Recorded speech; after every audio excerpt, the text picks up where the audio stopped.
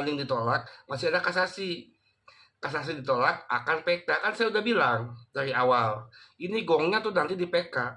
Ada banyak bukti yang sudah dipersiapkan oleh pengacara Tony RM dan timnya, ditambah pelaporan Haji Muhaimin ya, yang didampingi Fefen Effendi terkait adanya dugaan pelaku lain terkait 4 nama.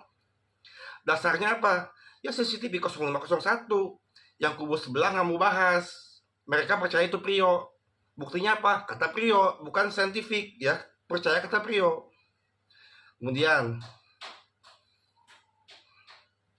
Haji Muhaimin ya menduga ada pelaku lain. Dari mana dasarnya? 4 nama yang disebutkan oleh Prio di sidang perlawanan ketika membacakan eksepsi. Dia menyebut 4 nama.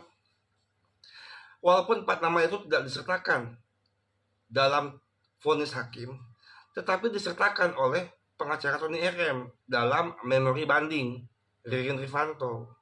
Walaupun banding ditolak, akan diajukan lagi di tingkat kasasi. Jadi 4 nama ini akan terus diseret oleh Pak Tony RM. Kenapa? Karena sidang perlawanan yang dibacakan oleh Prio dalam eksepsi itu nggak bisa digugurkan.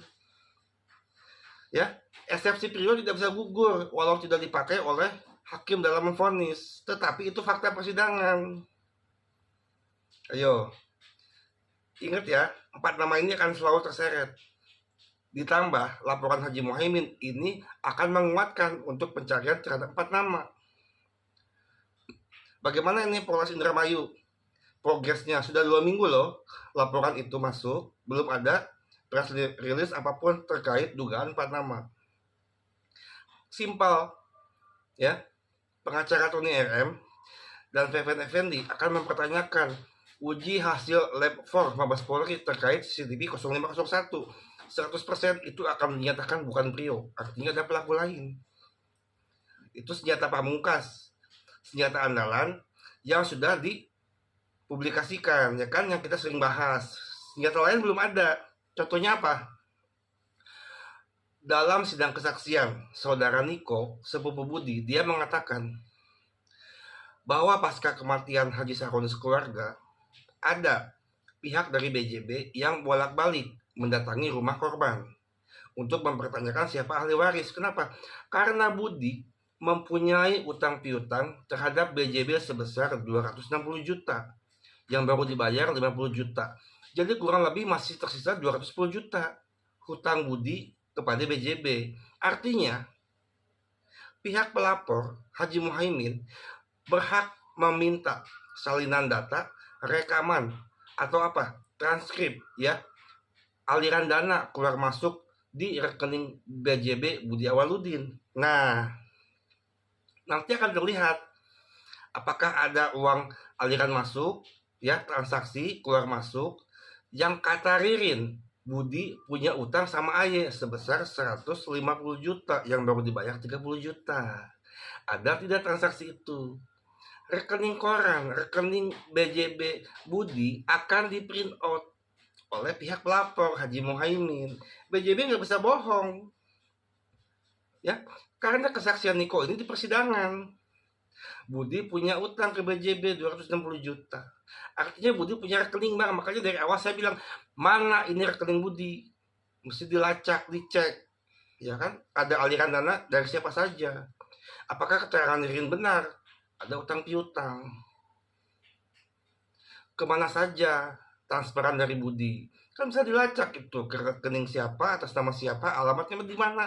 Gampang kalau mau melacak yang namanya Aye untuk membuktikan keterangan Ririn di awal ya. Kemudian nomor Budi apa? Simpati. Walaupun handphonenya dihilangkan, nomornya tidak ada, kan bisa minta ke provider untuk membuat nomor yang baru. Kan bisa saja ini sudah dilakukan diam-diam untuk kemudian nanti diminta ke provider untuk mengekstraksi nomor HP tersebut, percakapan-percakapan yang ada dalam WhatsApp. Gampang kan? Celebrate dan tidak dibuka seutuhnya di persidangan. Ayo, sudah ada kan yang ke Mabes? Pak Tony, Mr. J ke Mabes Polri dan mendapatkan berita yang wow, ya. Makanya Mr. J bilang di komalnya sudah ada nuklir baru untuk kasus Polman Indramayu. Dari Mabes Polri mengatakan apa yang disajikan di persidangan Polman Indramayu itu bukan tanggung jawab kami. Tim Mabes Polri lapor tidak pernah mendapatkan undangan, tetapi pihak penyidik pihak JPO mengatakan ahli tidak hadir, padahal tidak pernah ada undangan. Nah, oke. Kita kembali ke Haji Muhaimin ya. Kalau mau membela keluarga korban, keadilan untuk 5 korban, harusnya mendukung ini Haji Muhaimin. Karena yang lapor adalah adik kandung Haji Saroni, di mana keluarganya meninggal karena dibunuh. Buat kalian yang kasus ini sudah cukup di Ririn dan Prio, ya sudah, nggak usah bahas lagi. Kalau kita kan sejak awal membahas ada kejanggalan, membahas ada pelaku lain, kan begitu. Jadi kasus ini masih berlanjut.